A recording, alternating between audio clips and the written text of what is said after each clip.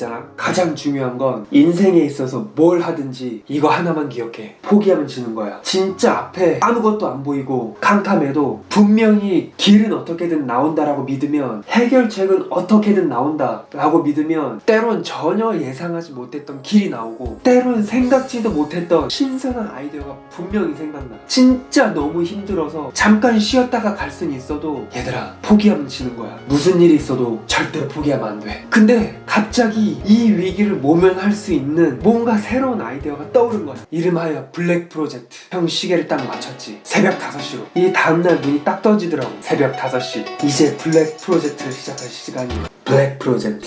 그 당시 갑자기 생각난 아이디어였는데, 형이 무조건적으로 붙잡아야 할 3가지 블랙이 있었어. 첫 번째, 새벽 5시 어둠의 블랙. 새벽 5시에 일어나서 밖에 나가면 밖은 아직 어둠이야. 모두들 잠자고 있는 시간. 하루의 시작을 알리는 해가 뜨기도 전의 어둠, 그 고요함이야. 형은 이 새벽이 주는 어둠을 붙잡아야 됐어. 두 번째, 피곤한 몸과 정신을 깨워줄 집중의 블랙. 새벽 5시 일어나자마자 조용히 커피포트로 가서 전원을 켜. 평소보다 커피를 2배로 진하게 타. 이 일주일에 형의 모든 게 달려있었으니까 형은 이 블랙 커피가 주는 집중력을 붙잡아야 됐어. 세 번째, 온전히 혼자로 남아있는 고독의 블랙. 당시 직원들과 방을 같이 쓰고 있었는데, 그날 일 끝나고 애들이 같이 펍에 놀러가자 그랬는데 거절했어. 첫날이라 피곤하다고 애들한테 핑계를 댔지. 형은 철저히 혼자가 되어야 됐어. 왜? 난 무조건 새벽 5시에 일어나야 되니까. 혼자가 되는 것에 대한 고독, 외로움, 사실 아무것도 아니야. 중요한 건 절대로 이 일주일 트라이얼 기간 동안 잘리지 않는 거지. 형은 혼자가 되는 고독, 이 어두움이 주는 공간을 붙잡아야 됐어. 새벽 5시 어두움의 블랙, 블랙 커피가 주는 집중의 블랙, 그리고 온전히 혼자가 되는 고독의 블랙.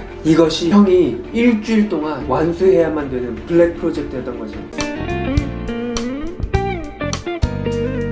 자, 그럼 새벽 5시에 뭘 했냐? 일단 노트북을 켜. 그리고 새벽 5시부터 오전 7시까지 이 2시간 동안 영어 쉐도잉을 하는 거야. 방에 있는 에어컨을 일부러 켜. 일종의 에어컨 소음을 내는 거지. 혼자서 새벽에 일어나서 영어 쉐도잉 하는 거를 보이고 싶지 않았거든. 애들이 자니까 최대한 낮은 목소리로 속삭이듯이 영어 쉐도잉을 하기 시작했어. 새벽 5시부터 오전 7시까지 총 2시간. 이게 30분쯤 지나면 입이 풀리기 시작하고, 1시간이 지나면 입 근육이 아파오기 시작해. 안 쓰던 영어 근육이 움직이기 시작하는 거야. 그리고 1시간 반쯤 지나면 발음이 점점 교정되기 시작하고, 2시간이 지나면 머릿속에 있는 모든 회로가 서서히 영어식으로 돌아가기 시작하는 거지. 딱 이 상태로 일에 들어가는 거야.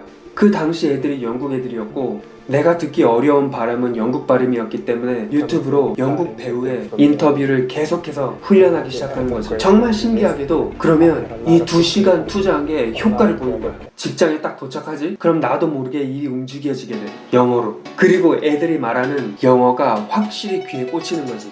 이 짓을 새벽 5시에 일어나서 블랙 커피 마시면서 에어컨 소음 내가면서 티 안 나게 속삭이듯이 쉐도잉 훈련을 일주일 내내 했어. 그리고 형은 합격을 하고 드디어 풀타임이 됐지. 근데 형이 그 당시에 지내면서 정말 2번 다시는 경험하고 싶지 않은 그런 일을 경험하게 돼. 어쩌면 정말 가장 가슴 아팠던, 속상했던, 진짜 짐 다 싸고 프로젝트도 뭐고 다 집어치우고 포기하고 싶었던 일이 벌어지게 돼. 크리스마스를 앞두고 사장과 사장 부인은 유럽으로 한 달 여행을 떠났어. 그리고 그 당시 부사장이 슈퍼마켓을 관리하고 있었는데, 이 부사장은 심각한 인종차별주의자였던 거야. 여기서 일을 다 끝내고 떠나기 전에 알게 된 사실인데, 특히나 아시아인들을 정말 극도로 혐오하는 인종차별주의자였던 거지. 사장이 있었을 땐 형한테 잘해줘서 그 당시엔 잘 몰랐는데, 사장이 휴가 가고 나니까 이 슬슬 뭔가 이상한 거지. 갑자기 형한테 인사 한 번 안 하기 시작하는 거야. 심지어 형이 인사를 먼저 할 때도 한 번 얼굴 쓱 쳐다보기만 하고 그냥 지나쳐갈 때가 대다수였어.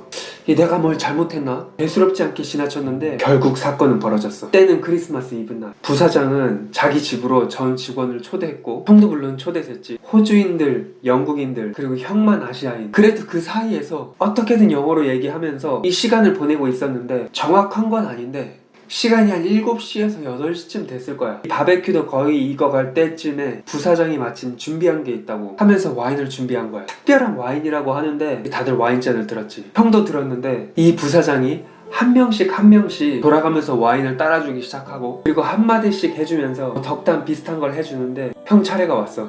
근데 형을 안 따라주고 그냥 지나쳐가 버리는 거야. 뭐지? 그리고 바로 형 옆에 있는 직원을 아무렇지도 않게 태연하게 웃으면서 와인을 따라주고 덕담하고 넘어가고, 그때까지 사실 뭐 설마 이러고 있었는데 다음 사람한테 와인을 따라주기 시작하는 거야. 형만 딱 제외시킨 채로 말이야. 지금 이게 무슨 상황인지 이해가 가? 거기에 한 30명 정도가 모여 있었어. 딱 형만 제외하고 다들 와인을 따라준 거야. 애들은 다 나를 한번 쓱 보고 사실 아무 일도 없었다는 듯이 이야기하기 시작하고, 근데 더 슬펐던 건 그 누구도, 진짜 그 누구도 왜 SJ는 안 따라줘? 라고 그 당시 부사장한테 물었던 애가 없었다는 거야. 고작 와인 한 잔 안 따라준 거, 이게 문제가 아니라 그 당시 모여있는 직원 전부를 제외하고 의도적으로 형만 안 따라준 거, 그 고의적인 100% 인종차별적인 행동 그 자체가 날 너무 슬프게 했던 거야.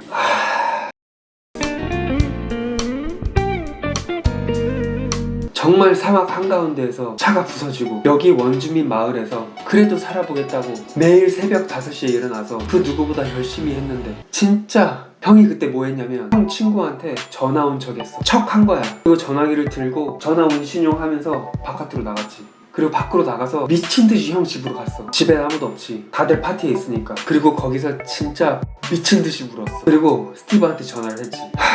나 그만둘까봐 진짜 이런 대우 받으면서까지 일하고 싶지 않다. 너무 힘들다.